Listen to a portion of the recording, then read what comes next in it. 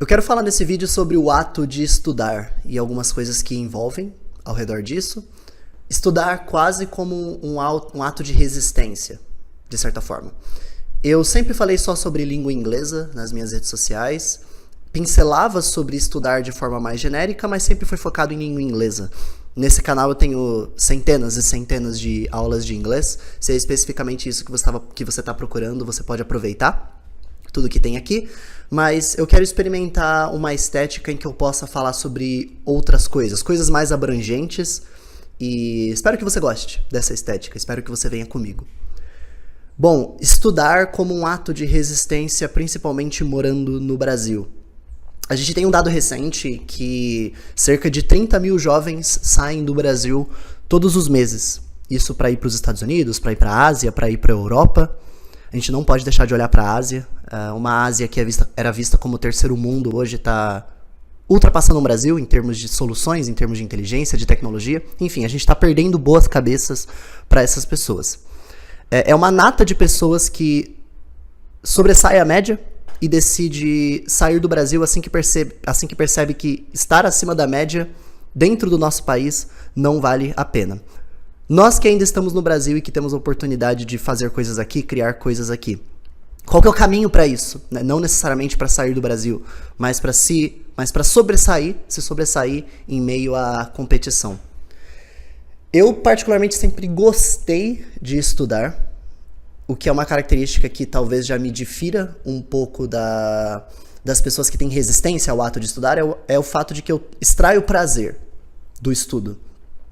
Não é fácil sentar numa mesa por 1h30, por 2 horas, travar a sua concentração dentro de um único assunto e gastar essas mitocôndrias, né? Gastar esse ATP, gastar essa energia para poder adquirir conhecimento. Não é fácil, é um esforço laboral mesmo, né? É um esforço de trabalho.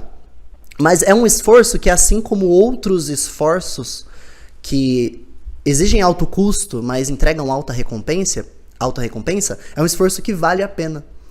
Eu gosto de ver o estudo e a recompensa do estudo de forma parecida com o esforço da academia, do esporte, que exige quebra de preguiça, exige alto gasto corporal energético, alta batalha interna de tomada de decisão, mas que na ponta do outro lado te traz uma alta recompensa de boa saúde, de beleza, de estética.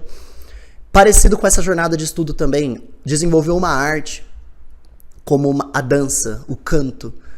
É o mesmo tipo de coisa que vai te exigir semanas de paciência, foco e investimento sem enxergar resultado, mas que eventualmente, não sabemos quando, vai se recompensar. Também é parecido com o próprio esforço de trabalho, de empreender, investir numa empresa. É parecido com o esforço de um idioma. Quando você aprende um idioma novo, é um processo de estudos, então é uma analogia bem interna. Mas também, você quer aprender um inglês da vida, especificamente, se você está aqui no meu canal do YouTube, você provavelmente tem interesse por inglês. São muitos meses, quiçá anos de esforço em que não se enxerga um resultado, mas que eventualmente se paga. E aí a gente pode, já que eu estou falando sobre estudo, mais especificamente na visão de brasileiros dentro do Brasil, a gente pode traçar algumas linhas aí que fazem a gente enxergar melhor qual que é essa nossa resistência ao estudo. Consigo imaginar explicações sociais, culturais, biológicas, conectando ao Brasil e conectando também ao século XXI, ao ano de 2025. Por que motivos biológicos? Dentro do Brasil, a gente tem um alto investimento de esforço, de trabalho, de cansaço, de trânsito, de horas, de coisas para fazer, de trajeto, que sobra pouca energia mesmo, biológica, sobra pouca estamina para você conseguir no fim do dia ainda fazer alguma coisa nova por você mesmo, como até um esporte ou um idioma. É um país em que a gente tem que acordar muito cedo, pegar muito trajeto, trabalhar por muitas horas, geralmente em algo que não nos completa. O Estado exige muito, as responsabilidades exigem muito, a vida adulta exige muito e sobra pouca energia para você colocar nessas outras coisas, né? Somado a essa falta biológica, de falta de energia também, a era da tecnologia extrai muita energia nossa de consumo. Como a gente tem acesso muito facilitado a conteúdo rápido, isso vai gastando a nossa carga mental de processamento do dia. E num país em que sobra pouca energia para a gente fazer coisas legais, é uma solução anti-tédio muito acessível, o conteúdo rápido. Quase todo mundo tem celular, ainda por mais simples que seja. E a gente recorrer a essa solução anti-tédio rápida faz com que essa pouca energia que sobraria para nós acabe não existindo, para fazer uma coisa difícil igual estudar. Uma coisa cultural também que a gente consegue observar. Culturalmente, o brasileiro não é uma pessoa com mentalidade voltada a postergar recompensa. Outras sociedades, como países da Europa mais desenvolvidos, o Japão, são países com uma configuração mental de postergar a recompensa. Então, eu estou disposto hoje a gastar essa energia, a investir, a poupar, a não usufruir, a não colher os lírios de tudo que eu fiz agora, em prol do futuro. E culturalmente, o brasileiro tem uma cabeça mais patrimonialista de retorno rápido, de jeitinho, de recompensa imediata, mais do que em outros países. Aí é uma característica cultural nossa. E é muito difícil desenvolver a cultura do estudo longo, da leitura, do investimento de longo prazo, numa população que busca sempre recompensas imediatas. É por isso que picaretas florescem tanto no Brasil. É por isso que influenciadores vendendo soluções de jogos, de tigrinho, de aposta, florescem tanto no Brasil. Funciona muito aqui. A gente, além de tudo, é um país politicamente assistencialista. A gente adora uma mãe para fornecer algo que a gente sozinho aparentemente não consegue conquistar. E essa configuração mental não casa com uma configuração mental que precisa de estudo, leitura e investimento de longo prazo. E social, isso vai causar um pouco com a biológica também, é que o brasileiro ele está mais sobrevivendo do que tendo tempo para investir nos seus próprios sonhos. A gente não tem nem tempo de refletir o suficiente para descobrir quais são esses nossos sonhos. Eu não sou velho, eu tenho 26 anos, mas talvez existam pessoas de 40, 50, 60 anos que não sabem realmente o que gostam. Entrou numa carreira que convenientemente se seguiu, durou décadas, seguiu um caminho que parecia lógico e não teve tempo de reflexão, de autopercepção o suficiente para perceber o que realmente gosta, o que quer estudar. E até num país em que a gente tem que sobreviver, eu tenho que ser pragmático, eu tenho que pagar as minhas contas, eu tenho que solucionar os problemas, falta a energia biológica para você investir nessas coisas, né? E aí, como eu comentei, as boas pessoas que tendem a sair dessa caixa, sair dessa configuração, percebem que estar no Brasil não vale a pena. Muito bem, por que eu tô falando tudo isso? Eu queria falar sobre estudo e queria falar francamente com pessoas de preferência da minha geração. Se você é mais velho que eu, muito mais novo, não tem problema. Mas eu acredito porque por uma questão estética, eu vou conectar muito mais com a geração millennial, geração Z, em termos de a forma do meu discurso acontecer. Se você se encaixa nisso, vê se você se identifica, né? A gente não funcionou na mesma lógica de faculdade que os nossos pais funcionaram. Era muito óbvio que a graduação, o ensino superior era o caminho lógico para você se sobressair. E na nossa geração não é mais. Muitas das profissões que a gente executa, eu posso falar mesmo da profissão que eu executo, não é uma profissão que se forma academicamente para executar. Um emprego muito comum hoje é de social media. Quase todas as empresas precisam de alguém para gerir redes sociais. Na verdade, num cenário ideal, todas as empresas precisam. E não é uma função que você se forma academicamente para exercer. Esse é um exemplo pequeno que mostra como a gente está em uma outra geração que os nossos pais não entendem. Em termos de estudo, em termos de carreira. Muito bem. Falando tudo sobre isso, sobre estudos, eu quero pincelar um pouco o que isso envolve a língua inglesa e a mensagem final, sintetizar a minha mensagem final. Você chegar em casa no fim do dia, e mesmo diante de todo esse cenário desfavorável, ainda assim investir tempo de concentração dentro de uma habilidade nova, um idioma, por exemplo, é quase um ato de resistência. Deixa eu até melhorar essa sentença, tirar esse advérbio aí. É um ato de resistência. Se a competição está tão fraca, se a configuração padrão das pessoas é tão distante dessa vontade de crescer, em termos de estudo dessa forma, significa que a concorrência também é nula. Significa que exige muito pouco no Brasil, e exige muito pouco em 2025, até fora do Brasil, para ser uma pessoa que é capaz de formular ideias que vão além de legendas curtas, além de uma descrição, além de uma frase rápida. O estímulo linguístico que a nossa geração está recebendo é curto, raso, sintetizado, abreviado. Ele passa por inteligência artificial antes de chegar na ponta, o que torna ele ainda mais genérico. Então, é muito fácil sair dessa média. O que é uma boa notícia, né? É uma boa recompensa. Você enxerga nas pessoas ao seu redor, quando você tem esse tipo de virada de chave, que em pouquíssimo tempo você já está muito mais profundo, com uma visão muito mais expandida do que a maior parte das pessoas que você encontra, por exemplo, que é a maior parte dos seus amigos. Então, use isso como um gás, de certa forma. E eu vou colocar esse gás em pequenas porções, né? Se existe um livro que você está tentando terminar, um curso que você quer terminar, pensa na ideia de pequenas porções para isso. Uma página não é pouco. 15 minutos não é pouco. Porque o padrão é 0. E 15 minutos é maior do que 0. E ele se acumula exponencialmente. Tanto porque conhecimento se acumula exponencialmente, quanto mais você tem, mais sínteses diferentes conectando diferentes áreas que começam a se tangenciar, e isso não acontecia antes, mais isso acontece de forma exponencialmente, e também porque a sua disposição de fazer isso também cresce exponencialmente. Depois de uma semana estudando 15 minutos, você claramente percebe o seu potencial de fazer por 30, fazer por 1 hora. Então, a sua intensidade de executar também aumenta exponencialmente. Não infinitamente, mas aumenta.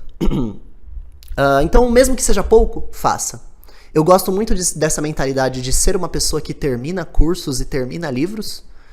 E eu recomendo que você guarde essa mentalidade pra você também. Assim como a gente jogava Mario Bros. E o nosso objetivo era terminar os 4 mundos do Mario Bros. Porque eu quero zerar o jogo. Eu comecei o jogo, eu quero terminar o jogo. Se você já tá no Portal Now estudando inglês, coloque que o seu objetivo é terminar o English Plus.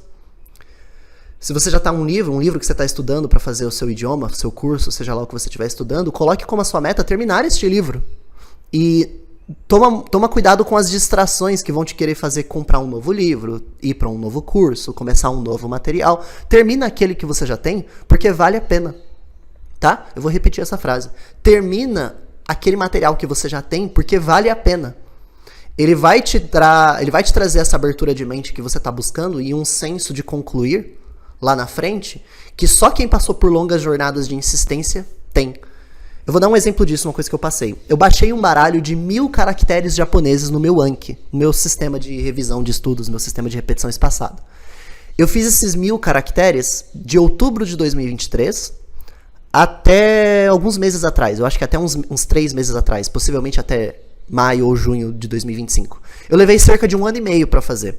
Eu havia configurado com 3 novas letras por dia, depois passei para 4 novas letras por dia. Não revisei todos os dias, a minha taxa de revisão era cerca de 75%, é uma sólida nota azul, inclusive é isso que eu busco. Eu busco saldo positivo, eu busco nota azul, eu não busco perfeição. Com cerca de 75% dos dias revisados, em mais ou menos 1 ano e meio eu acabei esse baralho de 1000 caracteres. Não foi fácil, é bem puxado, na verdade. Como ele continua aparecendo, ainda que não tenha caracteres novos, eu ainda continuo revisando esses caracteres. Eu vou até mostrar para você como é que fica uma página com uma seção de estudo desses caracteres. Aqui, eu acho que se eu fuçar em um dos meus cadernos que eu tenho, eu encontro uma página dessas. Muito bem. Essa seção aqui, ó, por exemplo, não sei se eu vou conseguir focar, aqui, ó. Uma seção como essa inclui uma seção de revisão desses caracteres. Todos os dias abrir lá e encontrar 30, 40, 50 caracteres para estudar exigia um gasto de preparação de autorreflexão, de se puxar, imenso.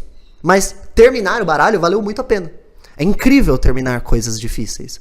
E esse baralho deixou fundamentos para o meu japonês que eu vou colher eternamente. Melhorou minha caligrafia, melhorou minha leitura, melhorou a minha consciência sobre as leituras e os sentidos dos caracteres, melhorou a minha consciência sobre radicais, sobre partes dos kanjis.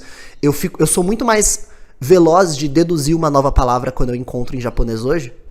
Vejo uma palavra lá escrita com 2 kanjis, eu consigo deduzir. Sonke significa respeito. Porque hoje eu conheço melhor os caracteres que compõem essa palavra. Então, passar por essa jornada de prática desse fundamento foi fantástico. E aí a jornada segue, a jornada é infinita, né? Eu vou ter um novo livro que eu vou fazer depois, eu já tenho alguns livros de preparatório pro JLPT que eu tô fazendo agora, é o meu material atual de japonês, além do programa japonês online. Vai ter um próximo material que vai trabalhar outros fundamentos, depois um próximo livro que vai trabalhar outros fundamentos, depois um próximo curso que vai me trabalhar outros fundamentos, e esses fundamentos vão se acumulando. Hoje eu tenho falando especificamente sobre língua japonesa, uma rotina de estudo de língua japonesa de aproximadamente 1 hora e meia por dia. Não é fácil. E também não é 100% dos dias. A minha nota, como eu digo pra você, é no máximo azul. Nota 7, nota 8, em termos de quantos dias da semana eu fiz, 70%, 80%. Pra mim tá excelente, porque é perfeito só Jesus Cristo. Mas a jornada é eterna, sempre haverá fundamentos novos pra você trabalhar, e esses fundamentos vão se acumulando. Eu não sei ainda o que eu vou colher com a língua japonesa futuramente. Eu vou prestar o N2 esse ano, provavelmente vou passar. E meu objetivo é prestar o N1, o último nível avançado, no final do ano que vem. Provavelmente passarei. Se eu não acreditasse nisso, eu não estaria nem fazendo. E o que eu vou colher com esse certificado? Eu não sei. Eu não tenho nenhum objetivo específico de trabalho ou estudo no Japão. Mas eu estou fazendo algo que os próximos 10, 20, 30 anos vão me mostrar. Né? Quando eu for um senhor, um heptagenário, eu vou ter a língua japonesa lá que eu falo há 50 anos. E com certeza isso terá me permitido possibilidades ao longo da vida que eu simplesmente teria deixado de viver se não tivesse esse conhecimento, né? Essa é a magia de aprender idiomas. Desbloquear experiências de vida que você não viveria se aquele idioma não existisse. Mesmo que eu não saiba, se você souber o seu objetivo específico com a língua, melhor ainda. Mas se você não tem um, faça ainda assim porque é alguma coisa. No geral, as pessoas estão fazendo nada. Então, se você fizer alguma coisa, é positivo, certo? Eu ia comentar alguma coisa ainda mais sobre a questão de ter 50 anos de língua japonesa lá na frente, que eu não tô lembrando agora. Ah, tá, sobre passado. Todas as coisas legais que eu já fiz na minha vida, já abri empresa, já fechei empresa, já fui aos Estados Unidos, já fui ao Japão mais de uma vez. Eu me tornei sócio do meu professor de japonês eventualmente, abrimos empresa juntos, ganhamos dinheiro, fiz coisas incríveis, cresci esse canal do YouTube, porque quando eu tinha 14 anos de idade, eu comecei a estudar japonês. Quando eu tinha 14 anos de idade, eu não sabia o que estudar japonês faria. Que aprender o processo de estudar idiomas me faria ir também pro inglês. Aí eu ia formalizar o meu inglês entendendo o meu próprio método. Isso me faria ensinar, criar o Nowhere, ganhar dinheiro. Enfim, eu não sabia que tudo isso aconteceria. Mas eu estava lá buscando alguma coisa. Isso leva a duas características inatas minhas. Uma é a disposição a gastar esforço. Não ser preguiçoso é uma boa notícia. Se você se considera uma pessoa preguiçosa com baixa resistência, tem que trabalhar essa resistência, igual trabalhar qualquer músculo. O músculo da resistência e da disciplina, ele tem que ser trabalhado como qualquer fundamento humano. Esporte, arte, é tempo de investimento para você trabalhar. Então essa é a minha predisposição, e também porque eu sou curioso, eu gosto. Então, isso é um ponto positivo meu. Mas eu vou assumir que se você está assistindo esse vídeo falando sobre estudos há quase 20 minutos, você também é uma pessoa curiosa nesse aspecto, então usa isso ao seu favor. Mensagem final que eu quero dizer, estudar no Brasil te coloca muito rápido à frente. Ir mais a fundo no seu curso, ir mais a fundo na sua profissão, uma língua nova, uma habilidade corporal nova, como uma arte, enfim. Essas coisas te colocam muito rápido acima da média, porque a concorrência é nula no nosso país. Então estuda inglês, estuda coisas do seu conhecimento, permita que áreas diferentes se toquem, cria essa personalidade, esse cérebro muito seu, que é capaz de fazer sínteses que só as suas áreas específicas de conhecimento conseguiriam fazer, tá?